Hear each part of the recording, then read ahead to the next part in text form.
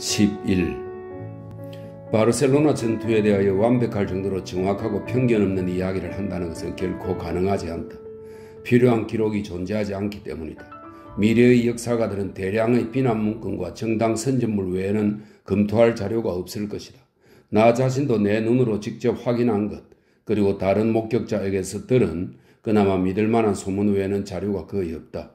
그러나 나는 극악한 거짓말들 가운데 몇 가지에 대해서는 반박할 수 있다. 그것이 넓은 시야로 이 일을 조망하는 데 도움이 될 수도 있을 것이다. 우선 실제로 어떤 일이 일어났는가?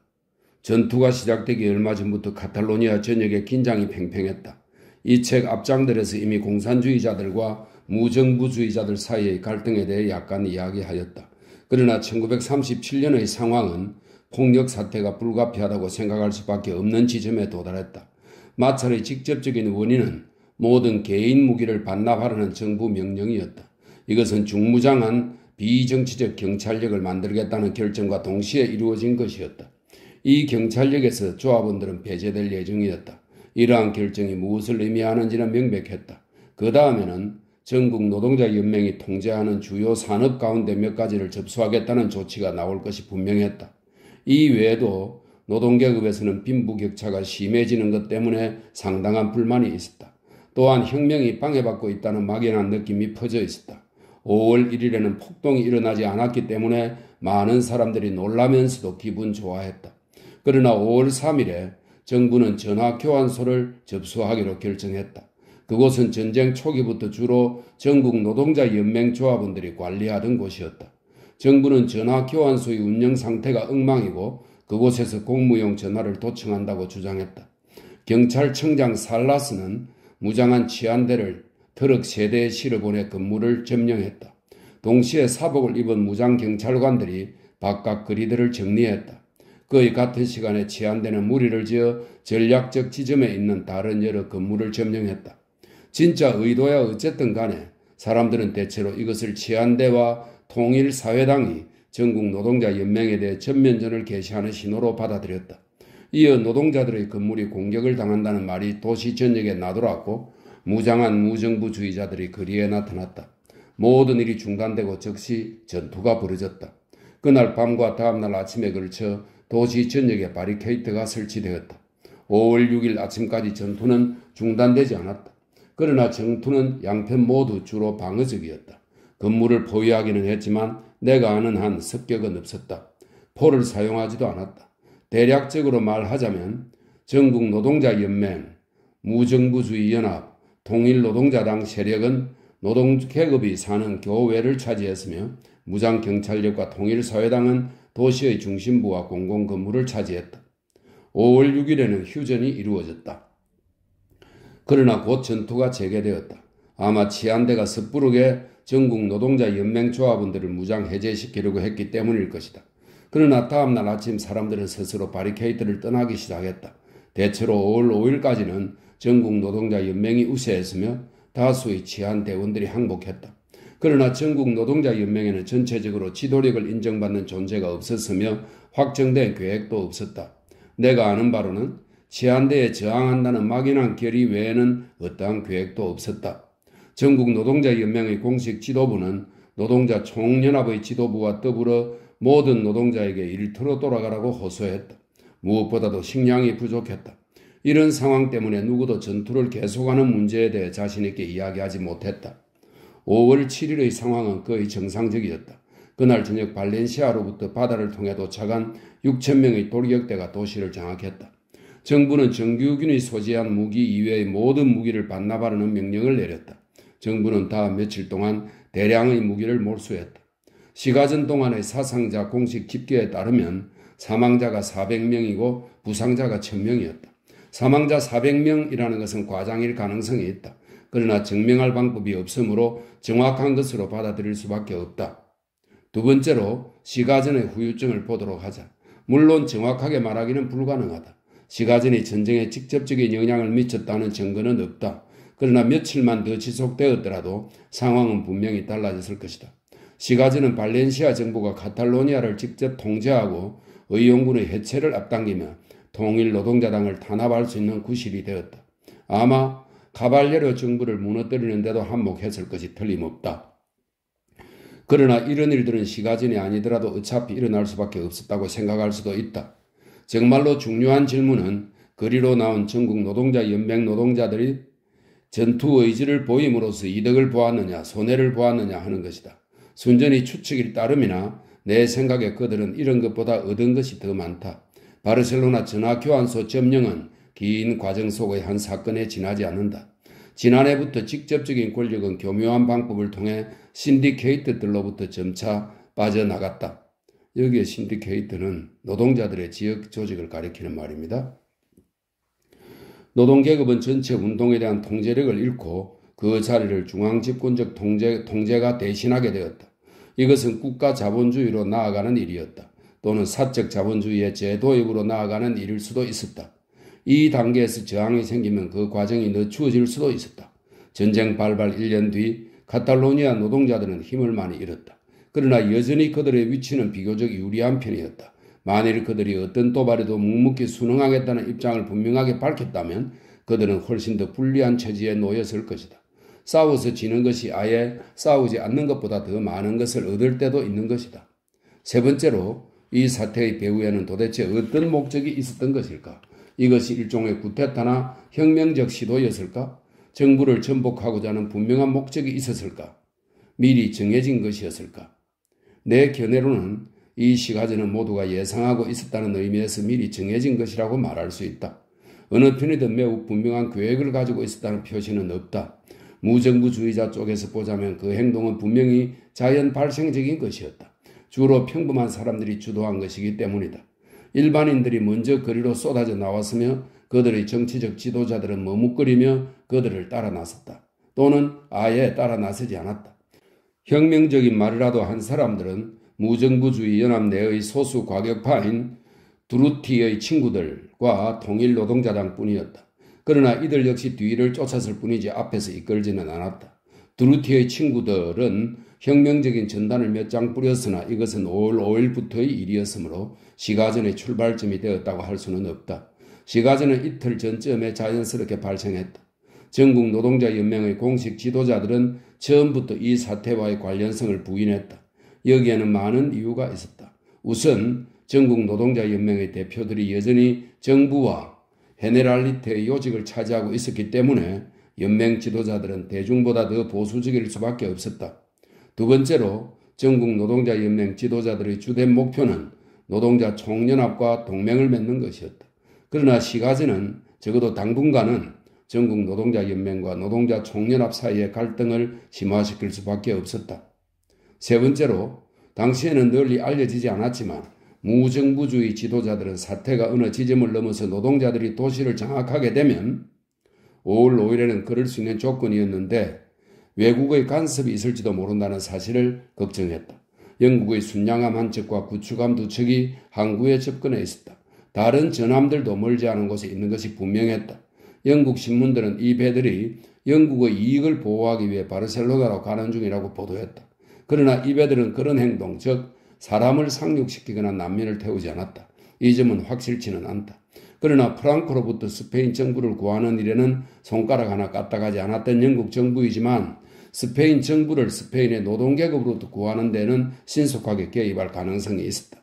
스페인의 전쟁이 발발할 때부터 그런 가능성은 항존하고 있었다고 말할 수 있다.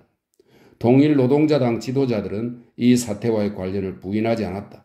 사실 그들은 추종자들에게 바리케이트에 남아있으라고 했으며 심지어 두루티의 친구들이 발행하는 과격한 전단을 승인하기까지 했다. 이 전단에 대해서는 확실치 않은 것이 많다. 지금은 아무도 이 사본을 제시하지 못하는 것 같다. 일부 외국 신문에서는 이것을 선동적 포스터라고 지칭하면서 이것이 도시 곳곳에 붙어 있었다고 이야기했다. 그러나 그런 포스터가 없었던 것은 확실하다. 전단에 관한 다양한 이야기들을 종합해 보건대 그것의 요구사항은 다음과 같다. 1. 혁명위원회의 구성. 2. 전화교환소를 공격한 책임자 총살. 3. 최한대의 무장해제. 라 바탈리아가 전단의 요구에 어디까지 동의했느냐에 대해서도 다소 불확실한 것이 있다. 나 자신은 그날 전단이나 라 바탈리아를 보지 못했다. 내가 시가전 동안에 보았던 유일한 전단은 아주 작은 규모의 트로츠키주의자들이 5월 4일에 발행한 것이었다. 이 전단에는 단지 이렇게만 쓰여 있었다. 모두 바리케이트로 모이자. 군수산업을 제외한 모든 산업은 총파업에 들어가자. 바꾸어 말해 이미 벌어지고 있는 일을 새삼스럽게 요구한 셈이다. 그러나 실제로 통일노동자당 지도자들은 망설이는 태도를 보였다. 그들은 프랑코와의 전쟁에서 승리할 때까지는 봉기를 하지 말아야 한다는 입장이었다. 반면 노동자들은 거리로 나섰다. 그러자 통일노동자당 지도자들은 노동자들이 거리에 나서면 혁명정당도 그들과 함께해야 한다는 현학적인 마르크스주의 노선을 따랐다. 그래서 7월 19일의 정신을 다시 일깨우자 등등의 혁명적 구호에도 불구하고 그들은 노동자들의 행동을 방어적인 것으로 제한하기 위해 최선을 다했다. 예를 들어 그들은 어떤 건물에 대해서도 공격명령을 내리지 않았다. 그저 경계하라는 명령만 내렸으며 앞장에서 이야기했듯이 가능하면 사격을 하지 말라고 명령했다. 라 바탈야는 또한 어떤 부대도 전선을 이탈하지 말라는 지침을 내렸다. 내가 평가하기에 통일노동자당의 책임은 모든 사람들에게 바리케이트에 남아있으라고 촉구한 데 있었다. 어쩌면 일정한 숫자의 사람들을 원래 그들이 계획했던 것보다 더 오래 남아있게 한 것까지도 그들 책임이랄 수는 있겠다. 당시에 통일노동자당의 지도자들과 개인적으로 접촉했던 사람들이 나에게 전해준 바에 따르면 실제로 그 지도자들은 전체 상황에 당황하고 있었지만 어쨌든 거기에 개입해야 한다고 느끼고 있었다. 물론 나중에 그들은 상투적인 방법으로 이 일로 정치적 자본을 만들었다. 통일노동자당의 지도자 가운데 하나인 고르키는 후에 5월의 영광스러운 날들에 대해 하기까지 하였다. 선전이라는 관점에서 본다면 이것이 옳은 노선이었는지도 모른다. 통일노동자당의 당원 숫자가 불법화되기 전 짧은 기간 동안에 약간 늘었다는 것은 분명하다. 전술적으로 볼 때 두루티의 친구들의 전단에 찬성한 것은 실수였는지도 모른다. 두루티의 친구들은 아주 작은 조직이었고 대체로 통일노동자당에 적대적이었다.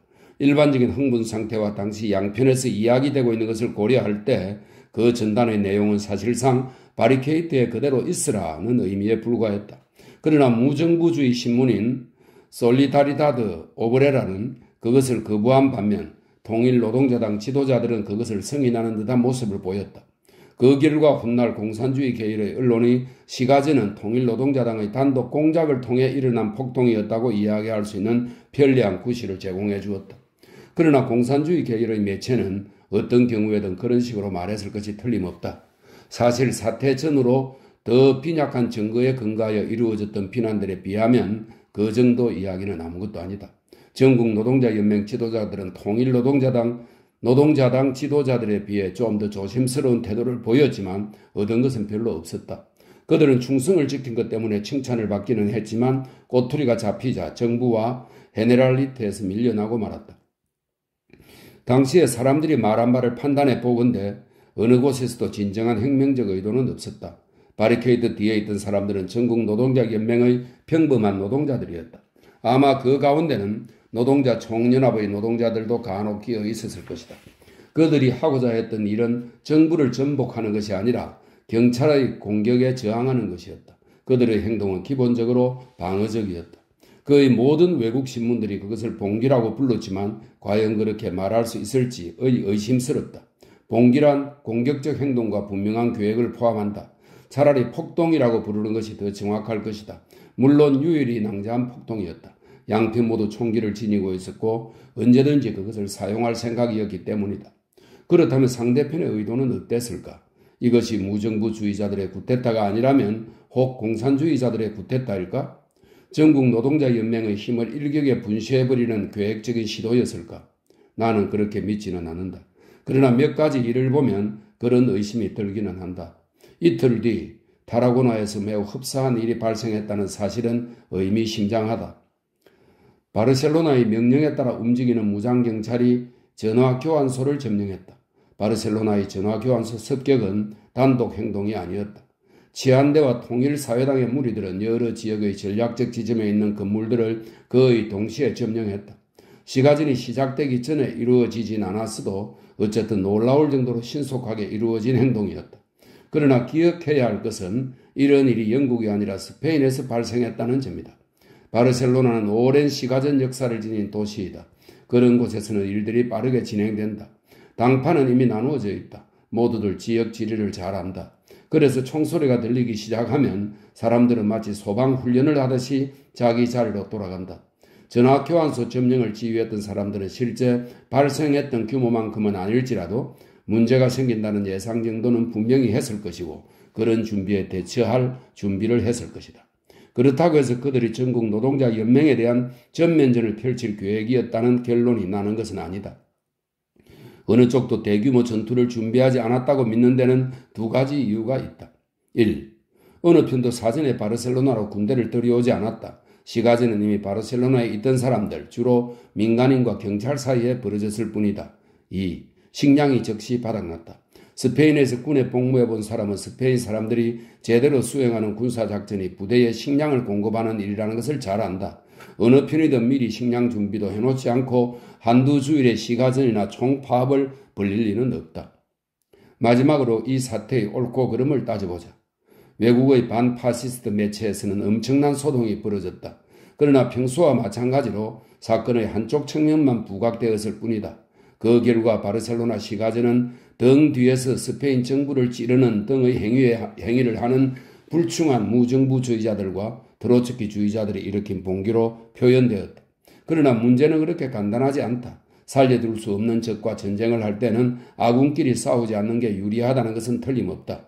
그러나 싸움을 하려면 둘이 필요하며 사람들은 도발을 당했다고 느끼지 않는 한 바리케이트를 쌓지 않는다는 점을 기억할 필요가 있다. 물론 문제는 정부가 무정부주의자들에게 무기를 내놓으라고 명령한 데서부터 시작되었다. 영국 언론에서는 이것이 영국식 용어로 번역되어 다음과 같이 정형화되었다. 아라곤 전선에서는 무기가 절대적으로 필요했는데 비애국적인 무정부주의자들이 무기를 내놓지 않는 바람에 보낼 수가 없었다. 이런 식으로 말하는 것은 스페인의 실제 상황을 무시하는 것이다. 무정부주의자와 통일사회당이 무기를 쌓아두고 있다는 것은 모두가 아는 일이었다. 바르셀로나에서 시가전이 벌어졌을 때 이것은 더욱더 분명해졌다. 양쪽 모두 많은 무기를 꺼냈다. 무정부주의자들은 자기들이 무기를 반납한다 해도 카탈로니아의 정치적 중심 세력인 통일사회당은 무기를 반납하지 않을 것을 잘 알고 있었다. 시가전이 끝난 뒤 정말로 그런 일이 일어났다. 어쨌든 눈으로 확인했다시피 거리에는 전선에서 매우 환영할 만한 양의 무기가 있었다. 그러나 그것은 후방의 비정치적 경찰력을 위해 남겨놓은 것이었다. 그런 무장경찰력이 필요했던 것은 공산주의자들과 무정부주의자들 사이에 화해할 수 없는 차이 때문이었다. 이것은 조만간 어떤 종류의 갈등을 낳을 수밖에 없었다. 전쟁 발발 이후 스페인 공산당은 그 숫자를 엄청나게 불려가며 대부분의 정치 권력을 장악했고 또 수천 명의 외국 공산주의자들이 스페인으로 들어왔다. 외국 공산주의자들 가운데 많은 수가 프랑코와의 전쟁이 끝나는 즉시 무정부주의자들을 숙청하겠다고 공공연하게 밝혀왔다. 이런 상황에서 무정부주의자들이 1936년 여름에 손에 놓은 무기를 내놓으리라고 기대할 수 없었다. 전화교환소 점령은 이미 존재하던 폭탄에 불을 붙여놓은 것에 불과했다. 어쩌면 그 사건의 책임자들도 그것 때문에 일이 터지리라고는 상상하지 못했을 수도 있다. 그렇게도 생각해 볼 수 있다. 카탈로니아의 대통령 콤파니스는 시가전 며칠 전에 무정부주의자들이 어떤 일이라도 참아낼 것이라고 호언했다고 한다. 그러나 전화교환소 점령은 물론 지혜로운 행동이 아니었다. 지난 몇 달 전부터 스페인 여러 곳에서는 공산주의자들과 무정부주의자들 사이에 일련의 무장 충돌이 있었다. 카탈로니아, 특히 바르셀로나는 긴장이 심해 어느 거리에서 충돌, 암살 등이 벌어지고 있었다. 그런데 갑자기 무장한 사람들이 건물들을 공격한다는 소문이 도시 전역에 나돌았다. 그 건물들은 노동자들이 7월 전투에서 점령한 곳이어서 그들에게 정신적으로 매우 중요한 곳이었다. 또한 노동계급이 치안대를 좋아하지 않았다는 사실도 기억해야 한다. 지난 수세대에 걸쳐 라 가르디아는 지주와 고용주들의 부속물에 불과했다. 게다가 치안대는 파시스트에 대항한 싸움에서 노동자 계급과의 의리를 지키는 문제에서도 의심을 받고 있었기 때문에 이중으로 신뢰를 받지 못했다. 시가전 처음 몇 시간 동안 사람들을 거리로 불러낸 감정은 아마 전쟁 초기에 반란군 장군들에게 저항하게 만들었던 감정과 똑같았을 것이다. 물론 전국 노동자연맹 노동자들이 저항 없이 전화교환소를 넘겨주어야 하는 것 아니냐고 주장할 수도 있다. 이 문제에 대한 태도는 중앙 집권화된 정부와 노동계급 통치에 대한 입장과 관련된다. 어쩌면 이 정도가 적절한 답변일 수도 있다. 그래, 전국노동자연맹의 주장에도 일리가 있다. 그러나 어쨌든 전쟁이 진행 중 아닌가. 따라서 후방에서 시가전을 시작한다는 것은 정당화될 수 없다. 나도 이런 의견에는 전적으로 동의한다. 내부적인 무질서는 결국 프랑코를 돕는 일일 수도 있었다. 그러나 실제로 시가전을 촉발한 것은 무엇인가? 정부는 전화교환소를 점령할 권리가 있었을 수도 있고 없었을 수도 있다. 문제는 실제 상황에서 전화교환소를 점령하면 전투가 일어날 수밖에 없다는 점이다. 그것은 도발행위였다. 그것은 너희 권력은 이제 끝났다. 우리가 인계받겠다고 말하는 것과 같았다. 어쩌면 실제로 그런 말을 하고 싶었던 것인지도 모른다. 상식적으로 저항을 예상할 수밖에 없다. 균형 감각을 유지하려면 잘못이 전적으로 어느 한편에 있는 것이 아님을 깨달을 필요가 있다. 그럼에도 일반적인 편견만 받아들여진 이유는 스페인의 혁명적 정당들이 외국 언론에 아무런 발판도 없기 때문이다. 특히 영국 언론을 아무리 뒤져봐도 전쟁 전 기간에 걸쳐 스페인 무정부주의자들에 대한 우호적인 언급을 발견하기 힘들 것이다. 그들은 체계적으로 모욕을 당했다. 나도 경험을 통해 알지만 그들을 옹호하는 기사를 싣는 것은 거의 불가능한 일이었다.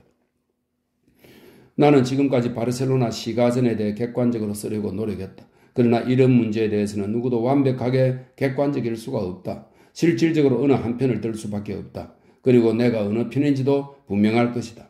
또한 나는 이 부분에서만이 아니라 이 이야기의 다른 부분들에서도 불가피하게 사실을 왜곡시켰을지도 모른다. 스페인 전쟁에 대하여 정확하게 쓴다는 것은 매우 어려운 일이다.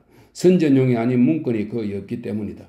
나는 내가 가지고 있을 편견이나 내가 저질렀을 실수에 대해 주의하라고 말하고 싶다. 그럼에도 나는 정직하려고 최선을 다했다. 그러나 내가 말한 것이 외국 언론, 특히 공산주의 계열의 언론에 나온 것과는 완전히 다르다는 것을 알게 될 것이다. 여기서 공산주의자들의 이야기를 검토할 필요가 있다. 왜냐하면 그들의 이야기는 전 세계에서 발표되었고 그 이후 짧은 간격을 두고 보완되었으며 이제 아마 가장 널리 받아들여지는 의견이 되었을 것이기 때문이다. 공산주의와 친공산주의 계열 언론에서는 바르셀로나 시가전의 모든 책임이 통일노동자당에 있다고 주장했다. 그 사태는 자연 발생적인 폭동으로 다루어지지 않고 통일노동자당이 그릇된 인식을 가진 소수의 통제할 수 없는 자들의 도움을 받아 단독 공작을 일으킨 의도적이고 계획적인 봉기로 다루어졌다. 나아가 이 봉기는 분명한 파시스트의 음모였으며 파시스트의 명령하에 후방에서 내전을 일으켜 정부를 마비시키려는 의도로 일으킨 것이라 하였다. 통일노동자당은 프랑코의 제5열이었다. 파시스트들과 동맹을 맺고 일하는 트로츠키주의자 조직이었다. 데일리 워커지 5월 11일자를 보자. 신문 기사입니다. 악명 높은 제4 인터내셔널 대회를 준비한다는 구실로 바르셀로나에 모여든 독일인, 이탈리아인 간첩들에게는 단 한 가지 커다란 과제가 있었다. 그것은 다음과 같았다. 그들은 그 지역의 트로츠키주의자들과 협력하여 무질서한 유혈 사태를 일으키려 했다. 그렇게 되면 독일과 이탈리아는 바르셀로나의 만연한 무질서 때문에 해군만으로는 카탈로니아 해안을 효과적으로 통제할 수 없으며 따라서 바르셀로나의 병력을 상륙시킬 수밖에 없다고 선포했을 수도 있다. 말을 바꾸면 독일과 이탈리아 정부가 평화를 유지한다는 명목으로 카탈로니아 해안의 해병대를 비롯한 병력을 공공연하게 상륙시킬 수 있도록 상황을 조성하려는 것이었다. 독일과 이탈리아는 그 일을 손쉽게 처리할 수 있는 도구를 입수했는데 그것은 통일노동자당이라고 알려진 트로츠키주의 조직이었다. 통일노동자당은 유명한 범죄자들 및 무정부주의자 조직에 있다가 속아 넘어간 자들과 협력하여 후방에 대한 공격을 계획하고 조직하고 주도했다. 이는 빌바오 전선에서 이루어진 파시스트의 공세와 시간적으로 일치하는 것이었다. 이 기사의 뒷부분에서 바르셀로나 시가전은 통일노동자당의 공격이 된다. 그리고 같은 오의 어떤 기사에서는 카탈로니아 유혈 사태의 책임은 틀림없이 통일노동자당에 있다고 주장한다. 5월 29일자 임프레코르는 바르셀로나에 바리케이트를 설치한 사람은 그런 목적을 위하여 통일노동자당에서 따로 뽑아 조직한 당원들 뿐이었다고 말한다. 훨씬 더 많이 인용할 수 있지만 이것만으로도 충분하다. 통일노동자당이 모든 책임을 져야 하며 통일노동자당은 파시스트의 명령에 따라 행동했다는 것이다. 조금 뒤에 공산주의 계열 언론에 실린 기사에서 몇 가지 더 발췌해 보겠다. 그러면 그것들이 심각한 자기 모순에 빠진 무가치한 기사라는 것을 알게 될 것이다. 그러나 이에 앞서 5월 시가전이 통일노동자당의 공작에 의한 파시스트 봉기라는 주장을 왜 믿을 수 없는지 몇 가지 논리적 이유를 들도록 하겠다. 1. 통일노동자당은 그런 규모의 혼란을 도발할 만한 조직원이나 영향력이 없었다. 총파업을 호소할 권력은 더더욱 없었다.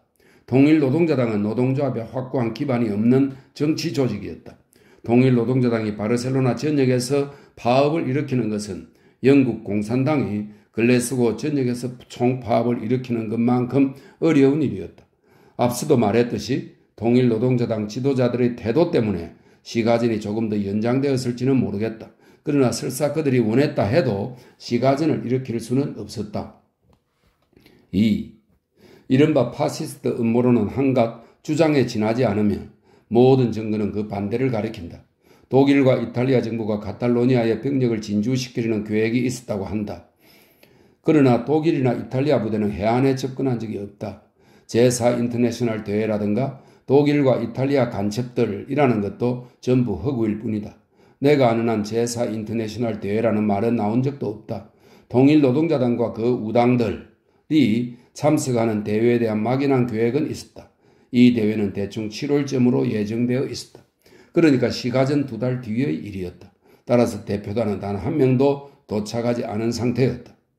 독일과 이탈리아의 간첩들은 데일리 위커지 외부에는 존재하지 않았다. 당시에 스페인 국경을 건너본 사람들은 스페인으로 쏟아져 들어가는 것이 그렇게 쉽지 않다는 것을 안다. 물론 쏟아져 나가는 것도 쉽지 않았다. 3. 통일노동자당의 제일 가는 요새인 레리다나 선선에서는 아무 일도 없었다. 만일 통일노동자당 지도자들이 파시스트를 돕고자 했다면 그들은 의용군들에게 전선에서 철수하도록 명령하여 파시스트들에게 길을 열어주었을 것이다.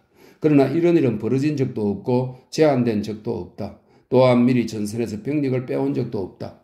사실 여러 가지 구실로 병력 1, 2천 명을 바르셀로나로 몰래 불러들이는 것은 아주 쉬운 일이었을 것이다. 나아가 전선에서는 간접적으로라도 사보타지를 하려는 시도는 없었다. 식량, 탄약 등의 운송은 평소와 다름없이 계속되었다. 나는 나중에 조사를 해보고 그 사실을 확인했다. 무엇보다도 언론에서 암시하는 그런 계획적 봉기가 이루어지려면 몇 달에 걸친 준비가 필요했을 것이다. 그리고 의용군을 상대로 정부 타도를 선전하는 등의 일을 해야 했을 것이다. 그러나 그런 기미도 소문도 없었다. 전선의 의용군이 봉기에 참여하지 않았다는 사실은 결정적이다. 만일 통일노동자당이 정말로 쿠데타를 계획했다면 그들이 가지고 있던 유일한 타격 부대의 만여 명 정도의 병력을 동원하지 않았다는 것은 생각할 수도 없는 일이다. 이것을 볼 때 통일노동자당이 파시스트들의 명령을 받고 봉기했다는 공산주의자들의 명제에는 아무런 증거가 없음이 분명했다. 이제 공산주의 계열의 매체에 실렸던 글을 조금 더 발췌해 보겠다. 공산주의 계열 매체가 출발점이 된 사건, 즉 전화교환소 습격을 다룬 기사들은 많은 것을 시사한다. 그들의 기사는 상대편에 책임을 떠넘기는 것 외에는 어떤 점도 서로 일치하지 않는다. 영국의 공산주의 계열 신문들이 우선 무정부주의자들을 비난하고 그런 다음에 통일노동자당을 비난한 것은 주목할 만한 일이다. 이렇게 하는 데는 그럴 만한 이유가 있다.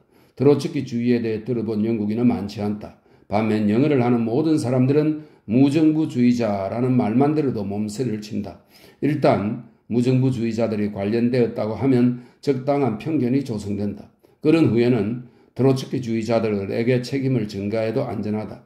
데일리워크의 5월 6일자 기사는 다음과 같이 시작한다.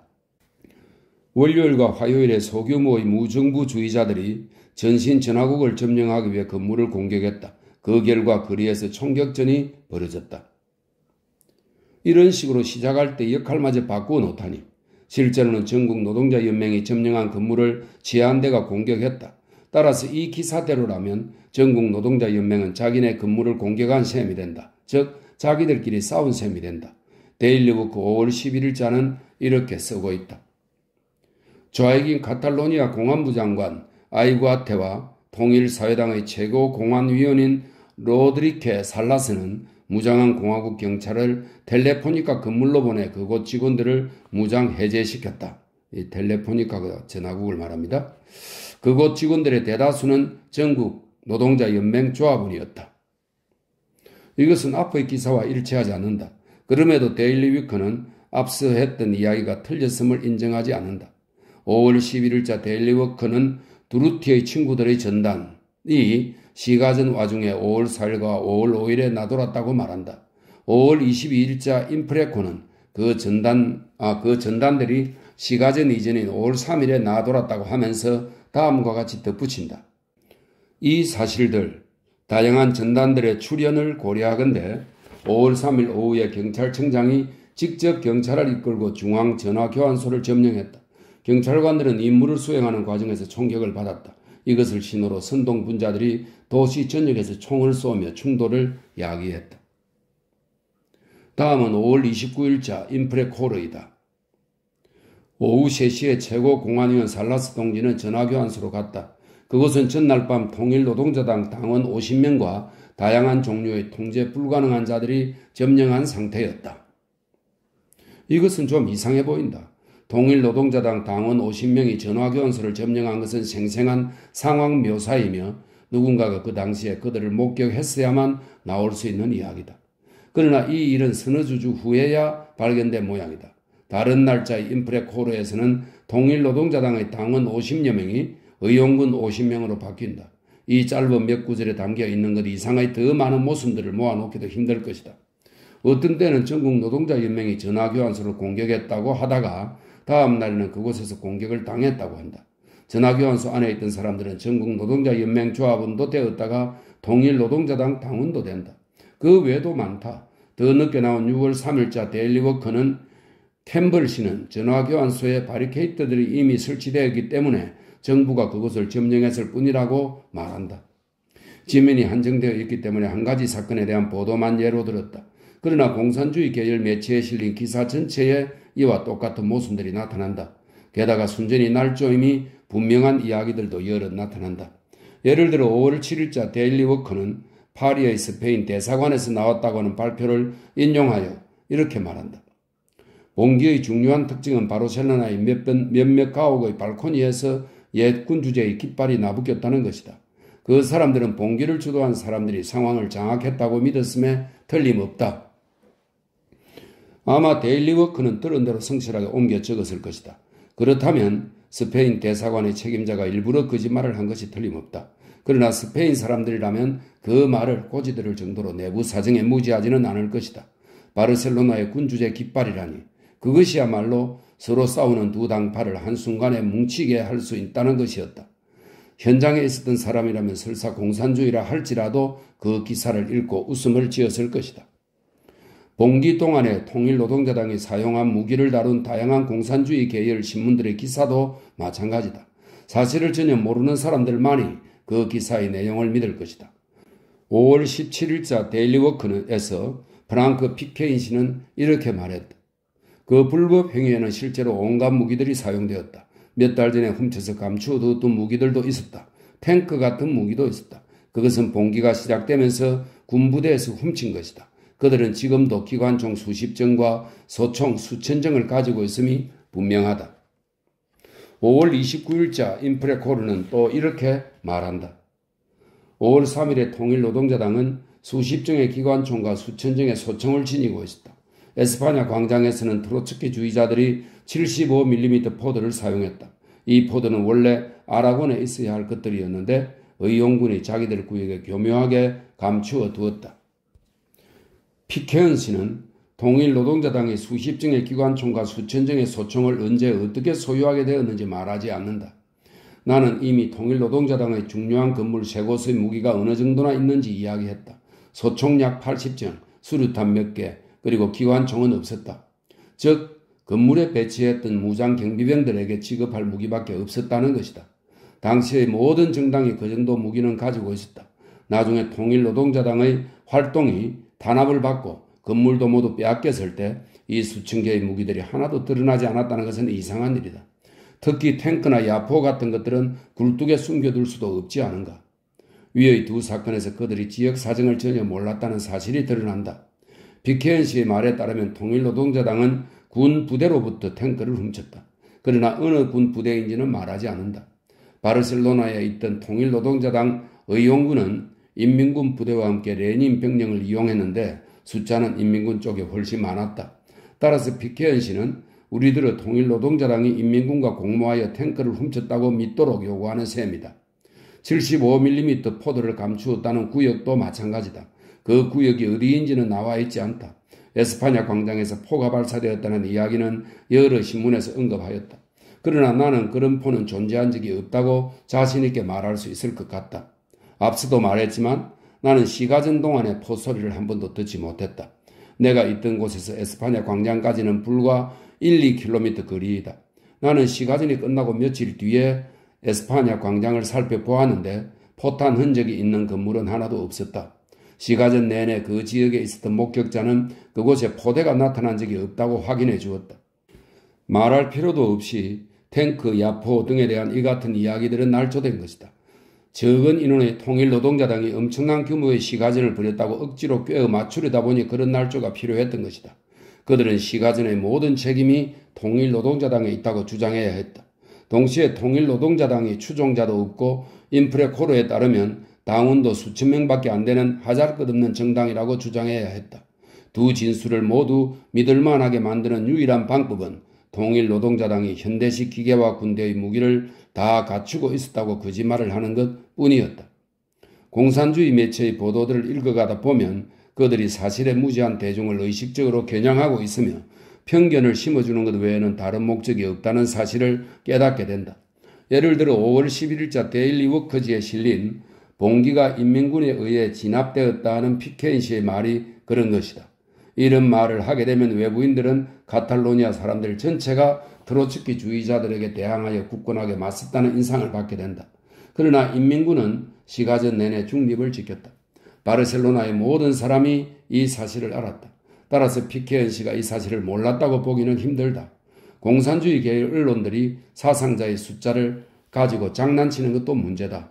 그 목적은 혼란의 규모를 과장하자는 것이다. 공산주의 계열 매체들은 스페인 공산당의 부수기 디아스의 말을 인용하곤 했는데 그는 사망자 900명에 부상자 2,500명이라고 숫자를 밝혔다. 카탈로니아의 선전부 장관은 사망자 400명에 부상자 1,000명이라고 했는데 그가 숫자를 낮추어 잡았을 가능성은 거의 없다. 공산당은 숫자를 2배로 부풀리고 거기다가 몇백 명을 더 집어넣었다. 외국의 자본주의 신문들은 일반적으로 시가전을 무정부주의자들 탓으로 돌렸다. 그러나 공산주의 노선을 따르는 신문도 몇 개 있었다. 그 가운데 하나가 영국의 뉴스 크로니클이었다. 그 특파원인 존 랭던 데이비스 씨는 당시에 바르셀로나에서 있었다. 그의 기사 가운데 일부를 인용해 보겠다. 이 신문 기사인데요. 제목이 트로츠키주의자들의 반란입니다. 이것은 무정부주의자들의 봉기가 아니었다. 이것은 트로츠키주의자들인 통일노동자당이 소규모 봉기를 일으켰다가 실패한 것이다. 통일노동자당은 산하 조직인 두루티의 친구들이나 자유주의 청년단을 통해 활동해왔다. 비극은 월요일 오후에 정부가 전화국 건물로 무장경찰을 보내면서 시작되었다. 그곳 노동자들은 대부분 전국 노동자연맹의 조합원들로 경찰은 그들을 무장 해제하러 갔다. 전화국은 한동안 심각한 운영 난조로 무리를 빚어왔다. 카탈루니아 광장 바깥에는 많은 사람들이 모였다. 전국 노동자연맹 조합원들은 저항을 하며 한층 한층 물러나 결국 건물 꼭대기까지 갔다. 사건의 진상은 매우 모호하다. 그러나 정부가 무정부주의자들과 싸우기 위해 나섰다는 소문이 돌았다. 거리에는 무장한 사람들이 가득했다. 밤이 되자 모든 노동자 센터와 정부 건물에 바리케이트가 설치되었다. 10시에 첫 일제 사격이 시작되었고 첫 구급차가 시끄러운 소리를 내며 거리를 달렸다. 새벽이 되자 바르셀로나 전역에서 총알이 날아다녔다. 하루가 지나고 사상자가 100명을 넘어서면서 비로소 사태를 짐작할 수 있었다. 무정부주의적인 전국 노동자연맹과 사회주의적인 노동자 총연합은 형식적으로는 거리에 나서지 않았다. 그들은 바리케이드 뒤에 있는 동안 그저 경계를 하며 기다리기만 했다. 물론 거리에 무장한 사람이 지나가면 사격을 했다. 전체적인 총격전은 늘 파코들 때문에 악화되었다. 파코란 단독으로 몸을 숨긴 병사들로 보통 파시스트들이었는데 지붕 꼭대기에서 특별한 목적 없이 총을 쏘면서 공황 상태를 악화시키기 위해 온갖 짓을 했다. 그러나 수요일 저녁이 되자 누가 폭동의 배후에 있는지 분명해지기 시작했다. 벽마다 즉각적 혁명과 공화주의자나 사회주의자 지도자들의 총살을 요구하는 선동적인 포스터들이 나붙었다. 거기에는 두루티의 친구들이라고 서명이 되어 있었다. 목요일 아침에 무정부주의자들은 그런 사실을 알지도 못하고 거기에 동조하지도 않는다고 부인했다. 그러나 통일노동자당 신문인 라 바탈리아는 그 문서를 게재하고 크게 칭찬했다. 스페인의 제1도시인 바르셀로나는 이런 반역적인 조직을 이용한 선동분자들 때문에 유혈 사태에 빠져들었다. 여기까지가 기사입니다. 이것은 내가 앞서 인용했던 공산주의자들의 설명과 완전히 일치하지는 않으나 자체 모순에 빠져 있음이 금방 드러난다. 처음에는 사건이 트로츠키주의자들의 반란으로 제시되고 있다. 그러나 나중에는 이 일이 전화국 건물 습격과 정부가 무정부주의자들과 싸우기 위해 나섰다는 일반적인 인식 때문에 비롯한 결과라고 말한다. 도시에는 바리케이트가 설치되었으며 전국 노동자연맹과 노동자 총연합 모두 바리케이트 뒤에 섰다. 그런데 이틀 뒤에 선동적인 포스터가 나타난다. 그러면서 은연중에 이것이 모든 일의 출발점이었다고 말한다. 결과가 원인에 앞서는 셈이다. 여기에는 또 매우 심각한 거짓이 있다. 랭던 데이비스 씨는 두루티의 친구들과 자유주의 청년단이 통일노동자당의 산하조직이라고 말한다. 그러나 둘 다 무정부주의자의 조직이며 통일노동자당과는 아무런 관련이 없다. 자유주의 청년단은 무정부주의자들의 청년동맹으로 통일사회당의 통일사회주의 청년동맹에 해당하는 조직이었다. 두루티의 친구들은 무정부주의 연합 내의 작은 조직으로 대체로 통일노동자당에 대해 매우 적대적이었다. 내가 확인할 수 있는 한 양쪽에 동시에 가입해 있는 사람은 없었다. 따라서 그렇게 말하는 것은 사회주의 동맹이 영국 노동당의 산하 조직이라고 말하는 것과 같다. 랭던 데이비스 씨가 이것을 몰랐던 것일까? 몰랐다면 이런 복잡한 주제에 대해서는 좀 더 신중하게 기사를 썼어야 했다. 나는 랭던 데이비스 씨의 성실성을 공격하는 것이 아니다. 그러나 스스로도 인정하듯이 그는 전투가 끝나자마자 바르셀로나를 떠났다. 그러나 그 시점이야말로 진지하게 조사를 시작할 수 있는 때였다. 그의 보도를 보면 그가 처음부터 끝까지 트로츠키주의자들의 반란이라는 공식적 설명을 충분한 증거도 없이 받아들였다는 것이 분명히 나타난다. 이 점은 내가 인용한 부분에서도 분명하다. 밤이 되자 바리케이트들이 설치되었으며 10시에 일제 사격이 처음 시작되었다. 이것은 목격자의 말이 아니다. 이것을 보면 적이 바리케이트 치는 것을 기다렸다가 사격을 개시하는 일이 일반적인 일임을 짐작하게 되기 때문이다. 그 글에서는 바리케이트가 설치되고 나서부터 첫 일제 사격이 시작되기까지 시간이 좀 흘렀다는 인상을 받게 된다. 당연한 일이지만 실제로는 그 반대였다. 나를 비롯한 많은 사람들은 이른 오후에 첫 일제 사격이 시작되는 소리를 들었다. 랭던 데이비스 씨는 또 단독으로 행동하는 병사들이 있었는데 그들은 대개 파시스트들이었으며 지붕 꼭대기에서 총을 쏘았다고 말한다. 그러나 이들이 파시스트들이라는 것을 어떻게 알았는지 설명하지 않는다. 아마 지붕에 올라가서 물어보지는 않았을 것이다. 그는 단순히 자기가 들은 말을 되풀이할 뿐이다. 그리고 그 말이 공식적 설명과 맞아떨어지기 때문에 의문을 품지 않는다. 사실 그는 기사 앞부분에서 선전부 장관을 경솔하게 언급함으로써 대부분의 정보가 어디서 나왔는지를 무심코 드러냈다. 스페인에 온 외국 기자들은 대책 없이 선전부에 휘둘렸다. 그러나 나는 그 부서의 이름만으로도 벌써 경계를 해야 한다고 생각한다. 스페인의 선전부가 바르셀로나 사태에 대해 객관적인 설명을 할 가능성은 고 카슨경이, 카슨은 영국의 아일랜드 자치법안 실시에 반대한 북아일랜드의 정치가입니다. 카슨경이 1916년 더블린 봉기에 대해 객관적인 설명을 할 가능성과 맞먹는다고 할 수 있기 때문이다. 나는 지금까지 공산주의자들의 바르셀로나 전투 설명을 진지하게 받아들일 수 없는 이유들을 제시했다. 여기에 덧붙여 통일노동자당이 프랑코와 히틀러의 돈을 받는 비밀 파시스트 조직이라는 일반적 비난에 대해서도 한마디 해야겠다. 공산주의 계열 매체에서는 이런 비난이 되풀이되었다. 특히 1937년 초부터 심해졌다. 이것은 트로츠키주의에 대항하는 공산당의 범세계적인 운동의 일환이었다. 통일노동자당도 스페인에서 트로츠키주의를 대표하는 조직으로 간주되었다. 프렌테로에 따르면, 프렌테로는 발렌시아의 공산주의 신문입니다. 트로츠키주의는 정치적 원칙이 아니다. 트로츠키주의는 공식적인 자본주의적 조직이며 인민에 대항하여 범죄와 파업을 자행하는 파시스트 테러리스트 집단이다. 통일노동자당은 파시스트들과 동맹한 트로츠키주의 조직이며 프랑코의 제5열의 일부였다. 여기서 주목할 만한 것은 처음부터 이런 비난의 증거가 제시되지 않았다는 점이다. 그저 권위적인 목소리로 주장만 하고 있을 뿐이다. 이런 비난에는 최대한의 인신공격과 전쟁에 미칠 영향을 전혀 고려하지 않는 완벽한 무책임성이 뒤따랐다. 공상주의 필자 가운데는 통일노동자당을 비방하는 일에 비하면 군사기밀을 드러내는 일은 중요하지 않다고 생각하는 사람이 많은 것 같다. 예를 들어 2월에 데일리워크는 전선의 통일노동자당 병력은 그들이 주장하는 숫자의 반밖에 안 된다는 한 기자의 기사를 게재했다.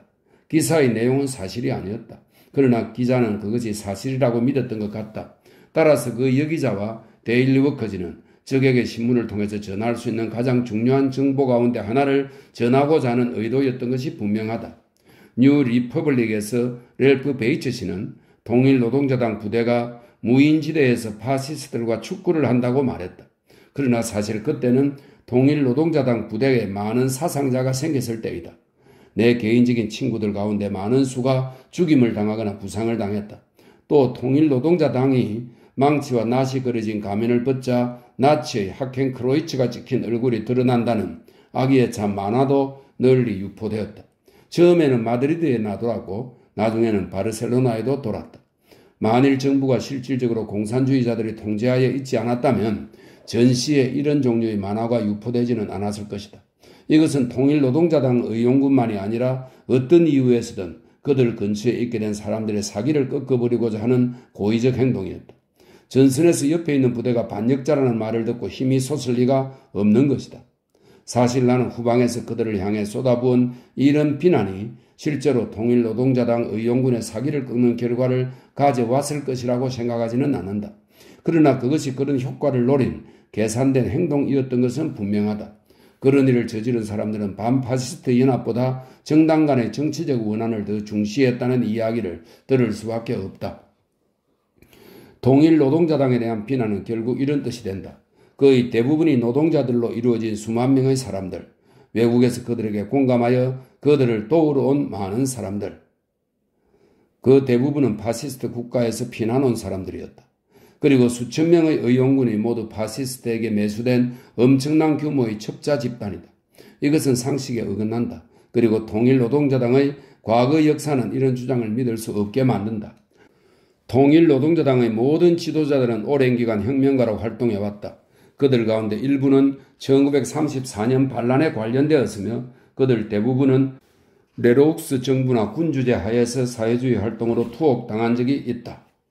1936년에 당시 지도자 호아킨 마우리는 의회에서 다른 몇몇 의원들과 함께 임박한 프랑코의 반란을 경고하기도 했다. 전쟁이 시작되고 나서 얼마 지나지 않아 그는 프랑코의 배후에서 저항을 도모하다가 포로가 되었다. 반란이 일어났을 때 통일노동자당은 반란에 맞서 두드러진 역할을 했다. 특히 마드리드에서는 많은 당원이 시가전에 참전하여 전사했다. 통일노동자당은 카탈로니아와 마드리드에서 의용군을 창설한 첫 조직들 가운데 하나였다. 이런 일들이 파시스트에 매수된 정당의 행동이라고 말할 수는 없을 것 같다. 파시스트에 매수된 정당이라면 다른 편에 가담했을 것이다. 또한 전쟁 동안에도 친파시스트적인 활동의 기미는 없었다. 통일노동자당이 좀 더 혁명적인 정책을 다그침으로써 정부의 힘을 분열시키고 그럼으로써 파시스트들을 도왔다고 주장할 수는 있겠다. 나는 결국 여기에도 동의하지 않게 되었지만 개혁적인 정부가 통일노동자당과 같은 정당을 귀찮은 존재로 여기는 것은 그럴 수도 있다고 생각한다. 그러나 이것은 직접적인 반역과는 완전히 다르다. 통일노동자당이 정말로 파시스트 단체였다면 그 의용군이 왜 충성을 유지했는지 설명할 길이 없다. 1936년부터 37년의 겨울 동안 견디기 힘든 조건에서 통일노동자당 의용군에 속하는 8천 내지 10,000명의 병사들은 전선의 주요 부분을 담당했다. 그들 가운데 다수는 한 번에 너댓 달씩 참호해 있었다. 그들이 왜 그냥 전선에서 빠져나오거나 적에게 넘어가지 않았는지 알기 힘든 일이다. 그들은 언제나 그렇게 할 수 있는 힘이 있었다. 그리고 당시의 그런 행동은 전쟁에 결정적인 영향을 주었을 것이다. 그러나 그들은 계속 싸웠다. 통일노동자당의 의용군이 US과 동부에 대한 격렬한 공격에 참여하여 불과 하루 이틀 사이에 수천 명이 전사한 것은 통일노동자당이 불법화된 직후의 일이다. 즉 아직 바르셀로나 시가전의 기억이 생생할 때였다. 따라서 모두들 통일노동자당 의용군이 적과 내통하면서 계속 탈영을 시도할 것이라고 예상했을 것이다. 그러나 앞서 지적했듯이 탈주병 숫자는 극히 적었다. 또한 모두들 통일노동자당 측이 친파시스트 선전을 하거나 패배주의를 조장할 것이라고 예상했을 것이다. 그러나 그런 일은 기미도 보이지 않았다. 물론 통일노동자당 내에 파시스트 간첩이나 선동분자가 있었던 것은 틀림없다. 어느 좌익 정당이나 그런 간첩들은 있었다. 그러나 다른 정당보다 통일노동자당의 간첩들이 더 많았다는 증거는 없다. 공산주의 계열의 매체 가운데 일부는 통일노동자당의 지도부만 파시스트에게 매수되었고 일반 당원들은 그렇지 않다고 마지못해 말했던 것도 사실이다. 그러나 이것은 일반 당원들을 지도부와 이간시키려는 시도일 뿐이다. 이들의 비난은 본질적으로 일반 당원, 의용군 등이 모두 함께 친파시스트 음모에 참여했다는 뜻을 내포하고 있다. 만일 닌, 고르키인을 비롯한 많은 사람들이 실제로 파시스트에게 매수당했다면 그 사실은 런던, 파리, 뉴욕에 있는 기자들보다는 그들과 늘 접하고 있는 추종자들에게 알려졌을 가능성이 높기 때문이다. 어쨌든 통일노동자당이 불법화되자 공산주의자들이 통제하는 비밀경찰은 지도부만이 아니라 통일노동자당에 소속된 모두가 유죄라는 가정하에 활동하였으며 통일노동자당과 관련이 있는 사람들은 모조리 잡아들였다. 거기에는 부상자, 간호사, 통일노동자당 당원의 부인, 심지어는 아이들까지도 포함되었다. 통일노동자당은 5월 15일에서 16일에 최종적으로 활동을 정지당하고 불법단체로 선포되었다. 이것이 5월에 정권을 잡은 네그린 정부의 첫 조치 가운데 하나였다. 통일노동자당 집행위원회가 투옥되었을 때 공산주의 계열의 매체는 엄청난 파시스트 음모를 발견한 것처럼 떠들어댔다. 한동안 전 세계의 공산주의 계열 언론은 다음과 같은 기사들로 활활 타오르다시피 했다. 이 제목은 스페인 트로츠키주의자들 프랑코와 공모라는 기사입니다. 바르셀로나를 비롯한 각지에서 주도적 트로츠키주의자들을 다수 체포한 뒤에 주말 동안에 전시에 벌어진 가장 무시무시한 첩보전 가운데 하나가 낱낱이 드러났다. 이것은 오늘날까지 밝혀진 것 가운데 가장 추한 트로츠키주의자들의 반역 사건이다. 경찰이 확보한 문건과 200명에 달하는 체포자들의 자세한 자백을 통하여 다음과 같은 사실이 입증되었다.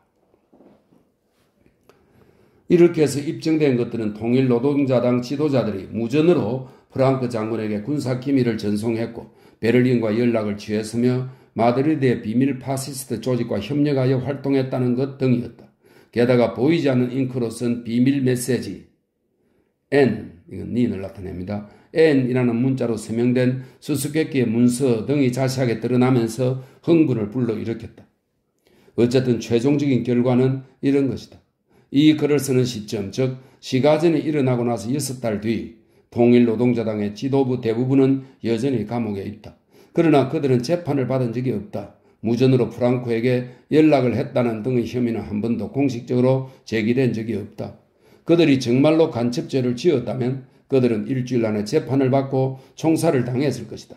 실제로 그전에 수많은 파시스트들이 그렇게 처형당했다. 그러나 공산주의 매체의 근거 없는 보도 외에는 단 한 건의 증거도 제출되지 않았다. 200건의 구체적인 자백이 있었다면 누구라도 유죄 판결을 피할 수 없을 것이다. 그러나 그 이야기는 다시 나오지 않았다. 사실 그것은 누군가의 상상력이 200번 작용한 결과에 불과하다. 이 외에도 스페인 정부의 강요 대부분은 통일노동자당에 대한 혐의를 믿지 않는다고 말했다. 최근 내각은 5대2의 표결 결과에 따라 반파시스트 정치범들을 석방하기로 결정했다. 반대자 2명은 공산주의자 강요였다. 8월에는 하원 의원 제임스 맥스턴을 단장으로 하는 국제대표단이 통일노동자당에 대한 혐의와 안드레스 니인의 실종을 조사하기 위해 스페인으로 갔다. 국방장관 프리에토, 법무장관 이루오, 내무장관 수가사고이티아, 검찰총장 오르테가 이 가세트, 프라트 가르시아 등은 모두 통일노동자당 지도자들에게 간첩죄가 없다고 말했다. 이루오는 사건 기록을 살펴보았지만 이른바 증거들 가운데는 검토할 만한 것이 없고 니인이 서명했다고 하는 문수도 무가치하다고 덧붙였다. 프리에토는 통일노동자당 지도자들이 바르셀로나 전투에 책임이 있다고 생각하지만 그들이 파시스트 간첩이라고 생각하지는 않는다고 말했다. 그는 덧붙였다.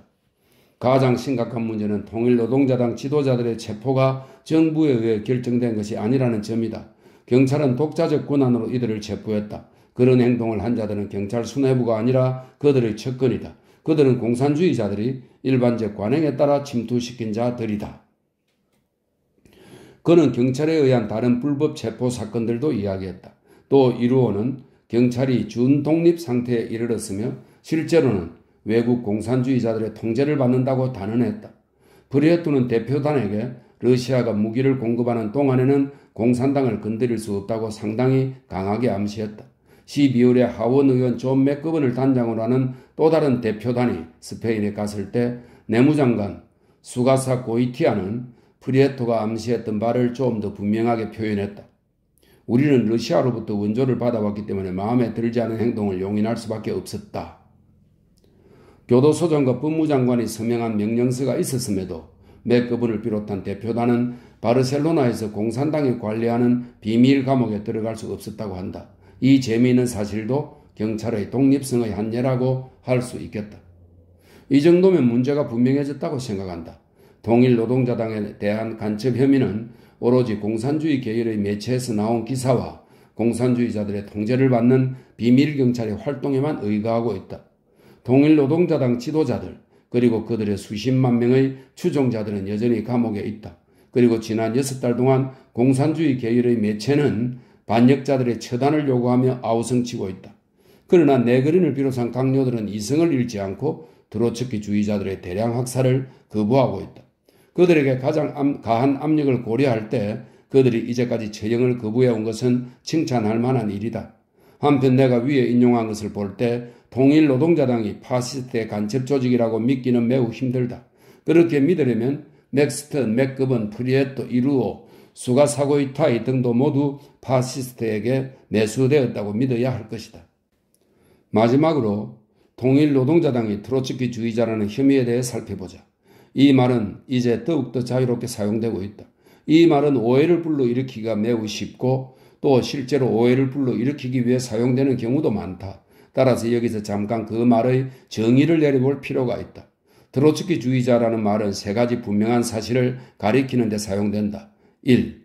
트로츠키처럼 일국 사회주의를 반대하여 세계혁명을 옹호하는 자, 좀 더 포괄적으로 말하면 혁명적 극단주의자이다. 2. 트로츠키가 우두머리로 있는 실제 조직의 구성원. 3. 혁명가로 가장한 파시스트, 특히 소련에서 사보타지 활동을 하며 전체적으로 좌익 세력을 분열시키고 그 힘을 약화시키는 자. 이의 의미에서 통일노동자당은 트로츠키주의자라고 이야기될 수도 있다. 영국의 독립노동당, 독일의 사회주의 노동당, 프랑스의 좌익 사회주의자 등도 마찬가지이다. 그러나 통일노동자당은 트로츠키나 트로츠키주의자 조직과는 아무런 관련이 없다. 전쟁이 발발했을 때 스페인에 온 외국의 트로츠키주의자들은 14명 내지 20명 정도라고 합니다. 트로츠키주의자들은 처음에는 통일노동자당에서 일했다. 그들은 자신들의 관점에 가장 가까운 정당을 골랐지만 그 당원이 되지는 않았다. 나중에 트로츠키는 그 추종자들에게 통일노동자당 정책을 공격하라고 명령했다. 그 결과 트로츠키주의자들은 당의 간부직에서 숙청되었다. 그러나 몇 명은 의용군에 남았다. 마우린이 파시스트에게 잡힌 후 통일노동자당 지도자가 된 니는 한때 트로츠키의 비서였다. 그러나 몇 년 전 그를 떠나 여러 반대파 공산주의자들을 지난날의 정당인 노동자 농민연합과 합하여 통일노동자당을 결성했다. 공산주의 계열의 매체는 니니 한때 트로츠키와 관련이 있었다는 사실을 이용해 통일노동자당이 트로츠키주의자들이라고 주장했다. 그런 논리라면 영국 공산당이야말로 파시스트 조직이라고 할 수 있다. 존 스트레치는 한때 오스왈드 모슬리경과 관계가 있었기 때문이다. 이의 의미, 즉 유일하게 정확히 정의된 의미에서 보자면 통일노동자당은 분명히 트로츠키주의자가 아니다. 이런 구별은 중요하다. 공산주의자들 가운데 다수는 2의 의미의 트로츠키주의자는 반드시 3의 의미의 트로츠키주의자라고 생각하기 때문이다. 즉 트로츠키주의 조직이라는 것은 파시스트의 간첩 조직에 불과하다고 생각하는 것이다. 트로츠키주의는 러시아의 파업에 관한 재판에서 대중에게 모습을 드러냈다. 따라서 어떤 사람을 트로츠키주의자라고 부르는 것은 그를 살인자, 선동분자 등으로 부르는 것이나 다름없다. 그러나 좌익적 관점에서 공산주의 정책을 비판하는 사람도 트로츠키주의자라고 비난하기 쉽다. 그렇다고 혁명적 극단주의를 주장하는 사람이 모두 파시스트에게 매수되었다고 말할 수 있을까? 사실 그것은 지역적 형편에 따라 그렇기도 하고 그렇지 않기도 하다. 맥스턴이 앞서 언급한 대표단과 함께 스페인에 갔을 때 베르다드, 프렌테로호를 비롯한 공산주의 계열 신문들은 즉시 그를 트로츠키, 파시스트, 게스타포의 간첩 등으로 비난했다. 그러나 영국 공산주의자들은 이런 비난을 똑같이 되풀이하지 않으려고 조심했다. 영국 공산주의 계열의 언론에서 맥스턴은 그저 노동계급의 반동적인 적으로만 묘사된다. 이런 표현은 막연하면서도 편리하다. 물론 그 이유는 영국 공산주의 언론이 몇 번 뜨거운 맛을 보면서 문서 비방법에 대해 두려움을 갖게 되었기 때문이다. 비난에 대한 증거를 요구하는 나라에서는 그 같은 비난이 되풀이되지 않았다는 사실은 그것이 거짓말이라는 충분한 증거가 된다. 통일노동자당에 대한 비난 문제를 내가 필요 이상으로 길게 논의한 것처럼 보일지도 모른다. 내란이라는 엄청난 불행에 비추어 보면 이런 종류의 정당 간 내부는 설사 불의와 거짓 비난이 불가피하다 해도 사소한 일로 여겨질 수도 있다. 그러나 사실은 그렇지 않다. 나는 이런 종류의 비방과 언론을 통한 공세 그리고 그것이 보여주는 정신의 습관은 반파시스트 대의에 가장 치명적인 피해를 줄 수 있다고 생각한다. 이 문제를 잠깐이라도 살펴본 사람은 날조된 비방으로 정적들을 제거하는 공산주의 전술이 결코 새로운 것이 아님을 알 것이다. 오늘날 핵심은 트로츠키, 즉 파시스트이지만 전에는 사회주의가 파시스트였다.